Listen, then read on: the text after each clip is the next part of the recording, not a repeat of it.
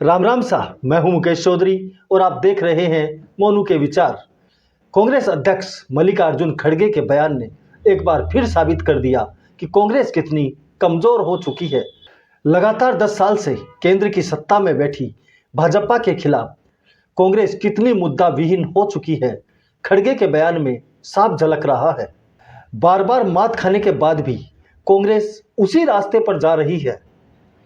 2024 चुनाव को लेकर उड़ीसा में हुए कार्यकर्ता सम्मेलन में बोलते हुए कांग्रेस अध्यक्ष मल्लिकार्जुन खड़गे ने बीजेपी और आरएसएस को जहर बता दिया।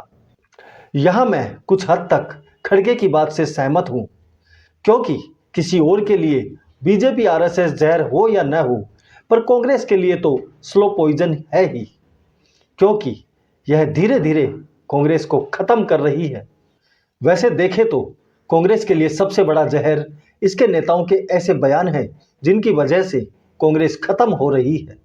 आज की तारीख में नरेंद्र मोदी सिर्फ एक नेता नहीं रह गए हैं।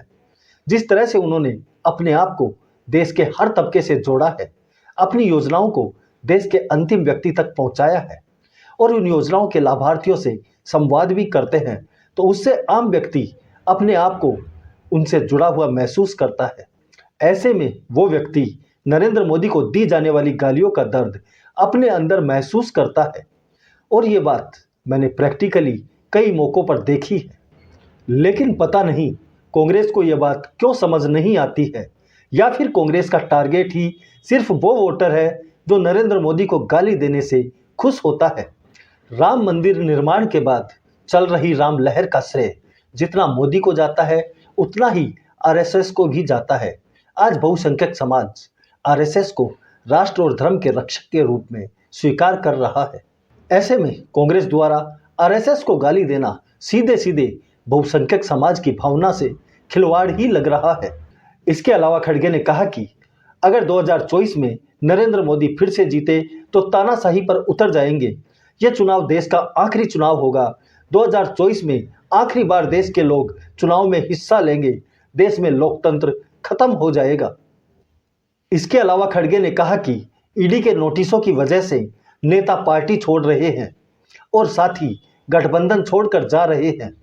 कुल मिलाकर देखें तो कांग्रेस आज भी वही पुराना टेप बजा रही है, वही लोकतंत्र खत्म होने की दुआई दे रही है, वही चुनाव नहीं होने का डर दिखा रही है जो 2019 में दिखाया करती थी। तो फिर बदला क्या? कांग्रेस आज भी वहीं खड़ी है जहां 2019 में खड़ी थी, और इधर मोदी अपने काम की गारंटी के दम पर कांग्रेस से बहुत आगे निकल चुके हैं। मोदी के खिलाफ विपक्ष के पास जनता से जुड़ा हुआ कोई मुद्दा नजर नहीं आता है, तो फिर जनता विपक्ष के साथ मोदी के खिलाफ क्यों जुड़ेगी? विपक्ष के कई नेता सार्वजनिक रूप से कह चुके हैं कि बिना एक हुए मोदी को हराना नामुमकिन है। ऐसे में कांग्रेस अध्यक्ष का यह बयान कार्यकर्ताओं को मोदी का डर दिखाना कहीं न कहीं कांग्रेस की कमजोरी को उजागर कर रहा है। ईडी की कार्यवाही को जहां भाजपा भ्रष्टाचार पर चोट बताकर अपने पक्ष में माहौल बना रही है, वहीं कांग्रेस इसे विपक्ष को खत्म करने की साजिश बता रहा है। अब यह तो जनता के ऊपर है कि जनता किसका विश्वास करती है।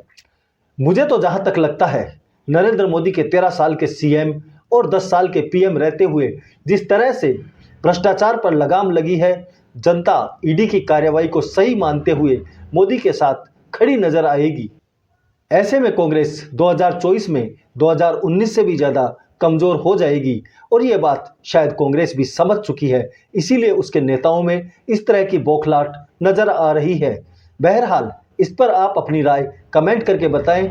वीडियो पसंद आया तो इसे लाइक करें, चैनल को सब्सक्राइब करना न भूलें। धन्यवाद। जय हिंद, जय भारत।